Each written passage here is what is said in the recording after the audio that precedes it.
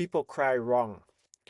Most people, they start crying when something goes bad, or in moments where they are not capable of controlling their emotions. Um,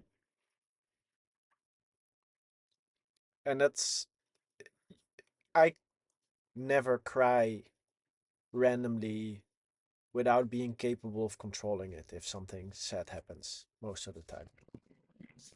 But I have learned to cry when I'm alone. It's not like I need to cry. So I want to make people understand why I cry.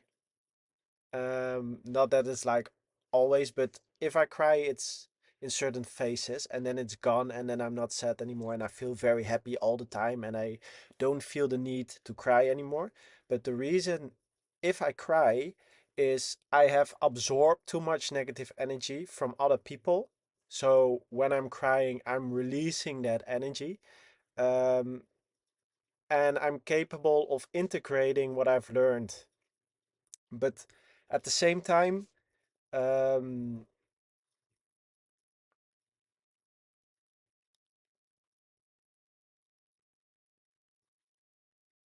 you have to know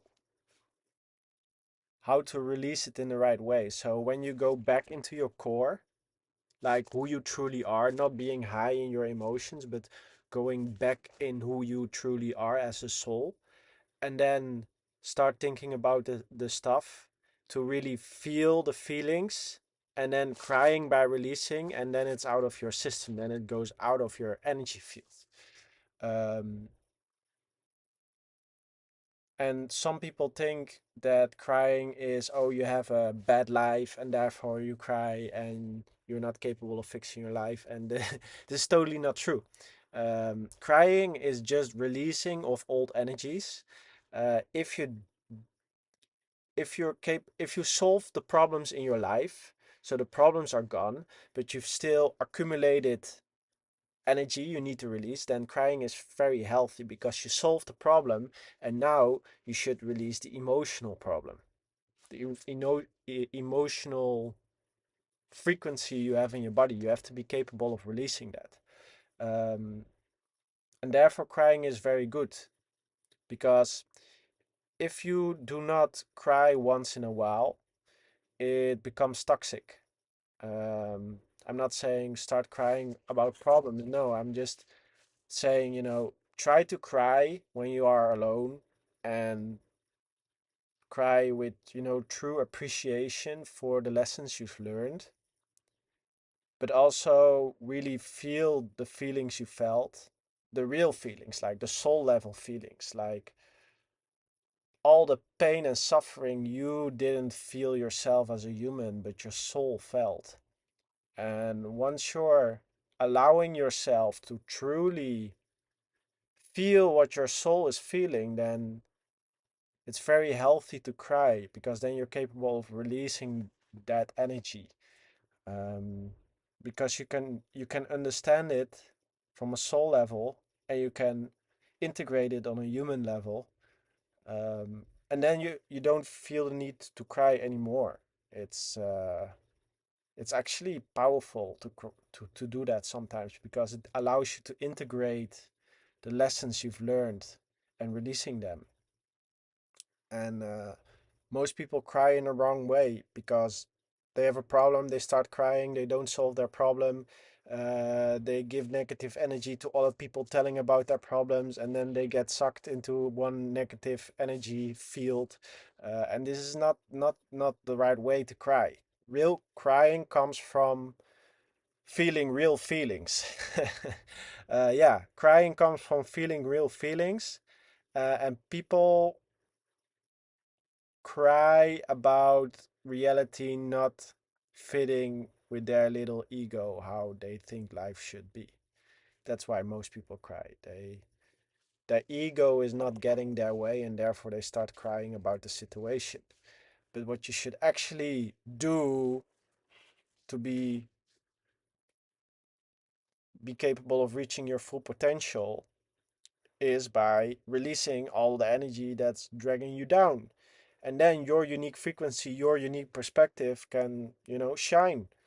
And if you are not capable of releasing old energies by crying, by feeling the feelings, by just allowing it to process, that this can be, things that happen, or that can be, someone you really liked or whatever. And then you just release the energy. And then, you should be capable of crying. It's your feelings, your emotions still in your energy field, and you're capable of releasing it. And you need to allow your body to also release it. And yeah. And once you've released that stuff, you won't think about it anymore. You never become emotional about it anymore because you've released it. It's not in your mind anymore. You learn the lessons. And once you learn the lessons, you're actually grateful. You think about it and you will think, oh, wow, really nice. I've learned a lot of stuff. But if you get emotionally attached to the past, it will drag you down. And when you will look with a grateful feeling to the past, you're capable of seeing the lessons. You're able to appreciate the moments that you learned, that you enjoyed, but also accepting reality or the universe, what the lessons, because things happen always for a reason. So there are always certain lessons to be learned from both parties. And that comes sometimes, with very strong messages to both parties. And then you have to control your emotions to not get attached to the message. And I became very good at reading the universe. So I'm very good at, you know, attracting the message and releasing when the lesson is learned. And once you know someone and you understand their awareness does not matches your values. So the awareness matches.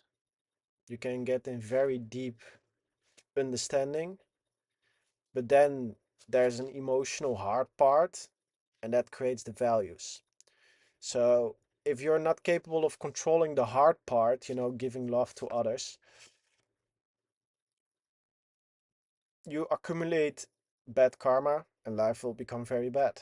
Even though you have a lot of awareness, you're very smart and you're capable of, fixing a lot of stuff in your environment, so you push karma forward. But it karma is karma, so you can be very smart, push things forward, but karma is bigger than everything in this universe.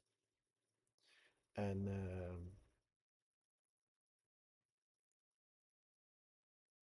the crazy thing is, you can get so inspired by certain people you attract because they show you something in yourself you haven't seen before. And that can be very interesting. So, be grateful for the lessons, allow yourself to cry, release old emotions, but keep the awareness you've created by the interaction. Don't look back angry at the past. Look at it with inspiration and, whoa, this was an amazing lesson. It was, harsh, but can you imagine what kind of human I can transform in now by all the lessons I've learned? That's actually a pretty amazing idea. And I'm doing that in my own unique way. I'm transforming myself by mixing with highly effective people, with smart people, with free people, with people who inspire me on some level. It does not have to be inspiring on all levels, but on the level I want to learn about.